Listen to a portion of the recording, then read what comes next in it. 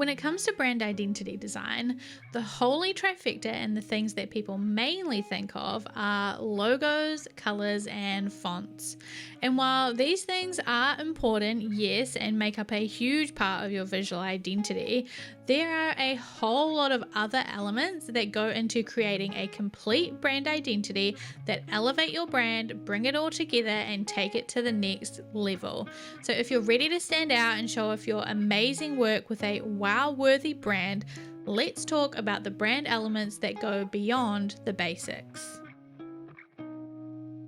Hello and welcome to Brand Your Passion, the show that helps you turn the thing you love the most into something that people know and love you for. I'm your host, Holly Arnett, the brand coach for creatives, and I'm on a mission to make the world a more creative place, one brand at a time. If you're ready to get more eyes on your work, more dollars in your pocket, and more creativity in your life, you're in the right place. Welcome. Let's brand your passion.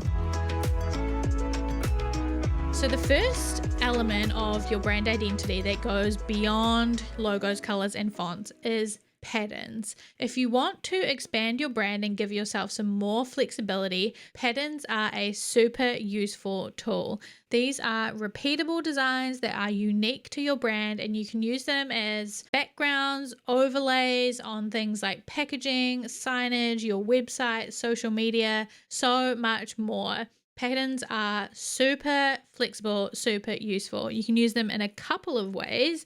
You can have a seamless pattern that repeats over and over and over again, and you can repeat it forever.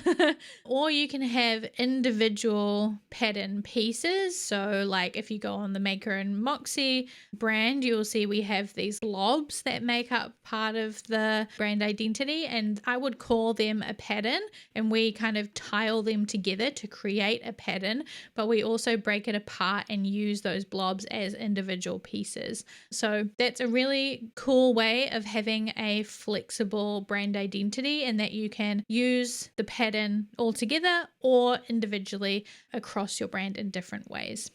As a complement to patterns, you can also have illustrations in your brand. Illustrations are a great way to communicate ideas and to show off your brand in a really fun way. These can be really abstract or really realistic decorations or drawings in your brand colors and a unique style to you that can be used to illustrate different concepts across your business. So you can, like I said, have abstract things like squiggles and blobs and squares and shapes and all sorts of things, or you can have realistic illustrations of people and things around your house or whatever you want to illustrate. It can be a whole different range, and you can do so many different styles of illustration. So that's why it's a really cool way to expand your brand, because it really takes it from just colors and fonts into this next level of branding, because within illustration there are so many different styles and formats and different vibes. And if you look at our ultimate branding checklist that we relaunched this year, we just did 3D illustrations, which were really fun, and that was a whole new element that we had never done in our brand before. And so it's a really cool way to explore and to expand and add something new to your brand. Icons are like illustrations, but mini.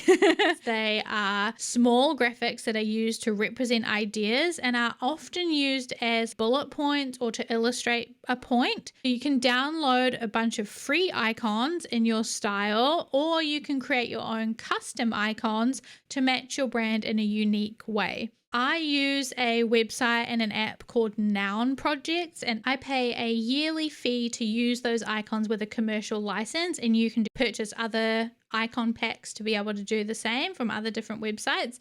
Or like I said, you can create your own custom ones, which is super fun too. But similarly to illustrations, icons are a great way to add a little fun, a little personality to your brand with a little bit of illustration work.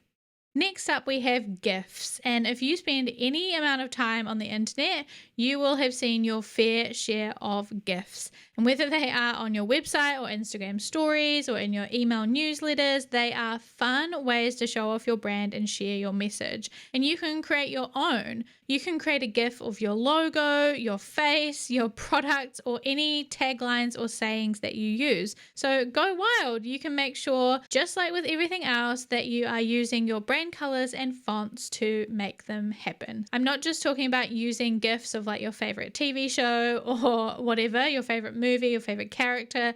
Those are great too, and I highly recommend using those and making sure you're keeping them on brand and making sure they align with your values. But I'm more talking about using your logo and turning that into a GIF, or a GIF of your face, or creating a GIF of your product.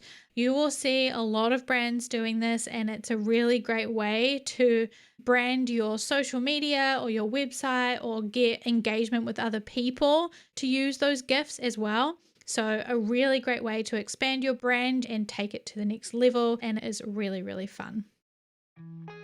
Before we carry on, I want to tell you about Craft Your Creative Brand.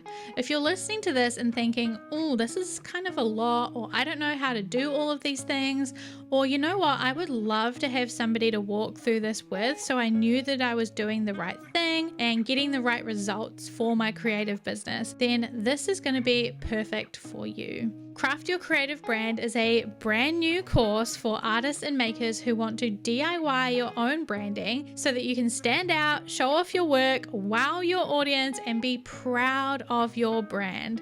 It is the second signature course in the Next Level Creative, and it comes with a complete curriculum designed to help you do that exactly, to DIY your brand, a community of creatives who are all creating their brands along with you, and the coaching and custom feedback that you need from me to take your creative business to the next level. The modules are dropping once a week right now, so you can jump in and join us live as we are all walking through it together. So if you are ready to take your brand to the next level and craft your creative brand, then you can join us at thenextlevelcreative.com. Now let's get back to the episode. The next way that you can go beyond the brand basics and level up your brand identity is with photography. As they say, a picture is worth 1,000 words, so it is important to have some images in your brand identity. You are going to want a suite of images that represent your brand and your business visually and fit with your visual identity through their use of colors, tone, props, set, and more. This can also include stock imagery curated to fit your brand or your own photographs of you, your team, your products, your process, your space, your studio, and other things that make your business unique. To make your business look its best, you're going to want a range of consistent, well-crafted photos that are going to keep your business looking tip-top across all of your marketing materials over time. So as I said, that can include photos of you. If you have a team around you, that can include all of them. If you are selling products, that will include having regular updated photos of them that make them look really good. That means photos of them on their own, but also in situ. So if you have a print, have a photo of a print in a frame on a wall. If you have a keychain, like have a photo of a keychain hanging off a bag or something. If you offer services, then having photos of you doing that service or working with people is really good. And then there are campaign photographs too. So if you are working or doing a certain campaign, like a promotion or a launch, then you might have photos specifically for that launch or for that campaign too. And then to keep all of that together, you're going to want some photography guidelines that explain to you and to anyone else who takes your photos or uses your photos or is going to be collating and gathering stock photography for you or using stock photography in your graphics or anything like that, what they need to look like, how they need to be curated to make sure that it all stays on brand and in line with your overall brand strategy. Next up, let's talk about videography. If you are creating regular YouTube content, maybe you're creating one-off promotional videos, maybe you're doing live stream videos, or you are creating TikToks or Instagram reels, you need to consider how these add to your brand. Video is becoming more and more prevalent, as we know, and particularly on social media. So if you're going to be making the most of this medium, you are going to need to be making sure that you stay on brand while you do that and making the most of it to elevate your brand, right? Some ways you can think about this and you can apply your brand across this is with your thumbnails or your cover images on social media. Your video intros and outros, those are really important. These could be video or they could be animated. Any graphics throughout your videos. You could also have videos of your products, videos of your services. You can also think about the set that you use or the surroundings that you are using when you are taking your videos. What does that look like? What's the lighting like? What are the colors behind you? What are you wearing? All of that stuff builds your brand and creates a feeling. And then again, just like I said with the photography, having guidelines to make all of that consistent is really important too. The next thing that you can consider when it comes to your branding is motion. So we talked a little bit about this in terms of GIFs, but motion graphics or animation is something that can really help to elevate your brand and take it to the next level, because motion helps to express messages and concepts that can be difficult to represent through just text alone. And it really brings elements to life through movement. So it's no surprise that so many brands are implementing animation and motion across their logos, websites, apps, videos, ads, and so much more. It's something that you can totally consider adding into your brand. You just have to make sure that it's on brand when you do it. Some ways that you can consider doing that: you could animate your logo, you could have an animated video about your business or about your product or about your service, or maybe you do an animated campaign for a certain launch or promotional period. You could have animated transitions within videos. When I did a video version of this podcast, I had an animated transition between different parts of the videos. You can go back onto the Maker and Moxie YouTube channel if you want to watch that. My friend Devin animated those transitions and they were amazing, and it makes it more dynamic and more engaging, keeps it on brand as well, so that's really important too. As I said before, you can have animated intros and outros, and then also you can have animated user interactions. So things on your website, when somebody clicks on something or when they scroll or when they hover over something, do things move? Do things animate? Those are things to consider too.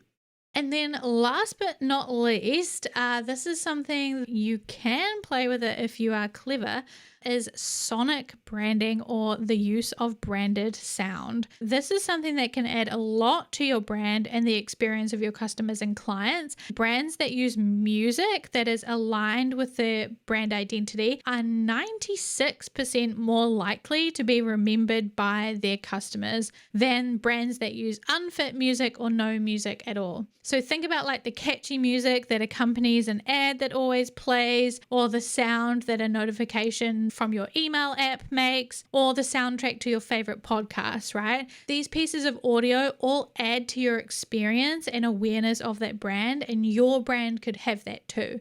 Think of the intro and outro music of this podcast, right? Like I picked this music on purpose to feel a certain way, and you hopefully hear this music, you remember that it's this podcast, and it signifies that this podcast is starting and ending, and that's something that is really powerful.